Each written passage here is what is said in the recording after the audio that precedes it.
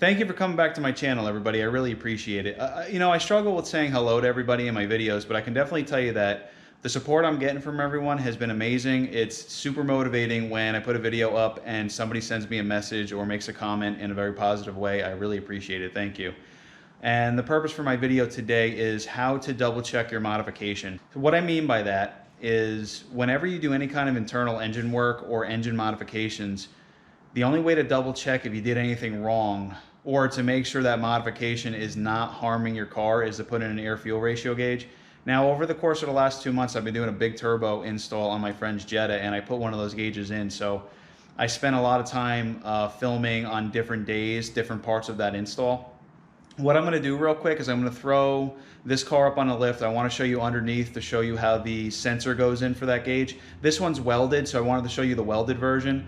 On the other car, I used a no weld O2 sensor bunge that I made with a clamp. I actually made it because I was on time crunch, but you can buy those. I like it because you don't need a welder in the end if you buy one.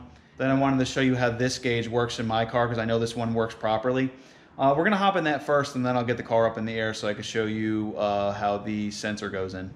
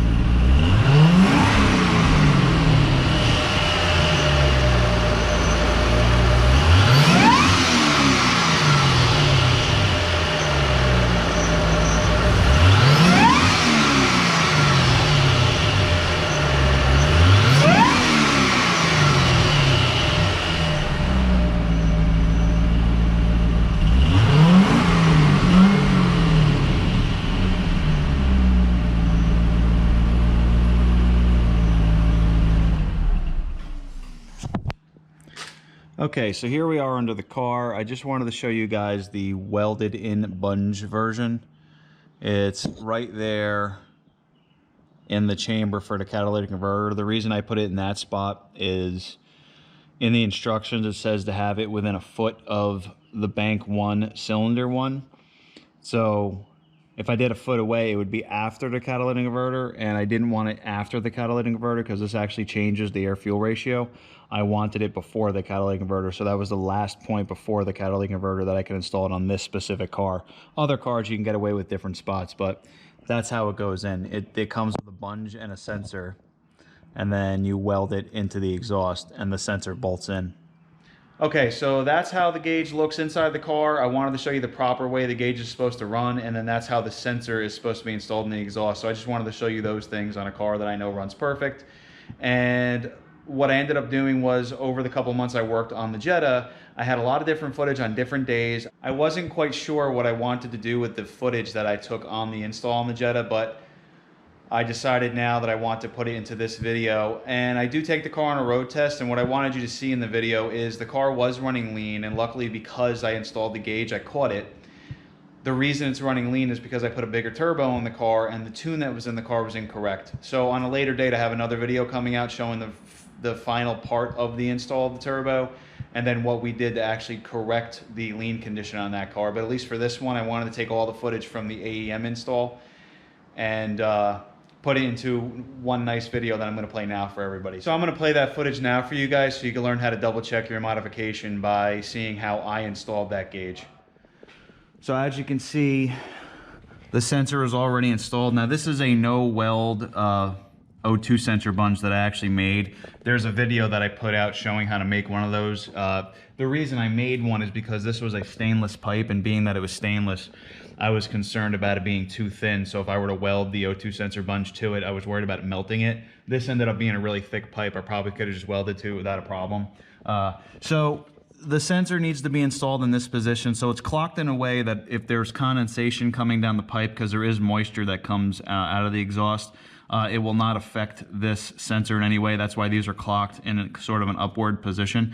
I decided to put this as close to here as possible because that's the optimal spot potentially on this engine. They do call that if you're putting one of these air-fuel ratio gauge sensors in the exhaust, that you want to be within a foot of the cylinder 1 bank. Being that this only has 1 bank, I decided to take it as a foot from the turbo. I didn't want to be too close to the turbo because of the exhaust temperatures. The other thing is I wanted to make sure once we installed this that we had enough harness to actually get into the firewall on the car. So the next thing I want to do is actually get the car back on the ground, start taking the interior apart and figuring out where we could pass through the firewall to get to the sensor. Okay, so when you're running the AEM harness, I always like to run it through the firewall from the outside because this is the small end. The other side is much bigger and it's harder to get through the firewall usually. This is the part that actually hooks to the sensor. Now, I have this tool. This tool is actually specially designed for passing things through the firewall.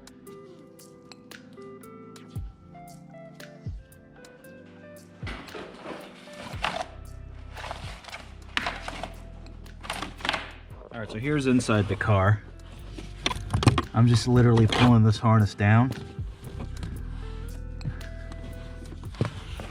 So the AEM gauge has 2 wire harnesses in the back of it. One of them is for the O2 sensor, which is underneath the car, and the other one is for powering the gauge. The cool thing about this gauge is there's also auto dims, so at night there's a little light sensor that dims it for you, so you don't have to worry about using a dim harness.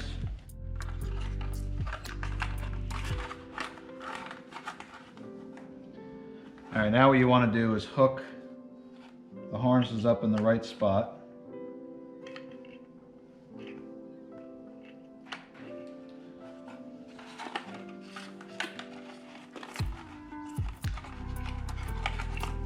And then you can put your gauge in.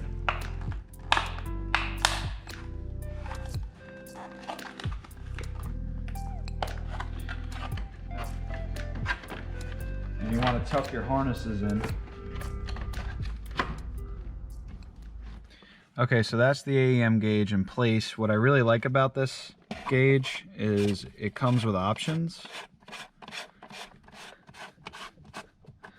It actually matches a little closer, which I really like. Okay, so the next thing we need to do is tap into the main fuse box, and the easiest way to do this, if you guys are anything like me, you have wiring kits.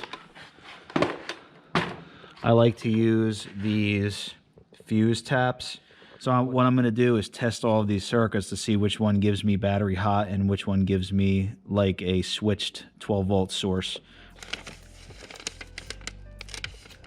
Actually, no, we don't need battery hot. So if you look here, we just need 12 volts and the ground. So I'm just going to look for a 12-volt switch source here.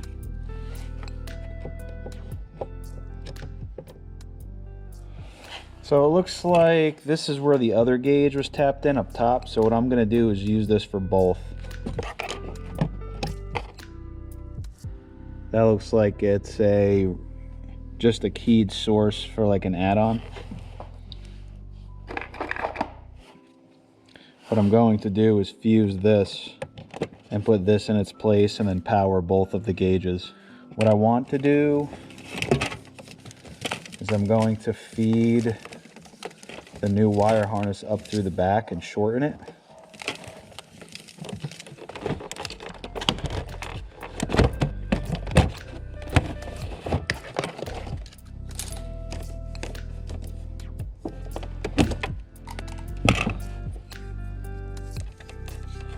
Okay, and now these are going to have 12 volts now that I pop this back in place. The other thing I need to do is figure out where I want to do a ground. I want to pull the harness back through so I can get the ground wire to go underneath. If you see here, this view is where your feet go, and I'm looking under the dashboard straight up. Now if you look under the dashboard straight up, there's a mounting bolt right here. This mounting bolt is a good ground for any of your gauges. I'm going to use this bolt.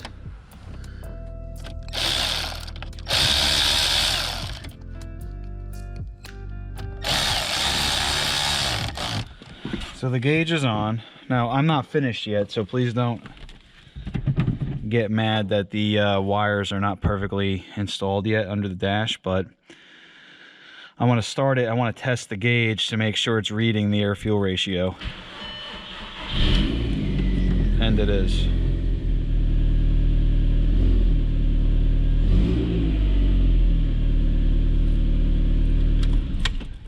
Okay, so now we have a functioning air-fuel ratio gauge. The next thing I want to do is finish cleaning up the harness under the dashboard, tie everything off, and then literally take the car for its first road test finally. Okay, so I wanted to take everyone on a road test with me. This turbo seems to be producing some good boost. It looks like we're hitting about 23 pounds of boost.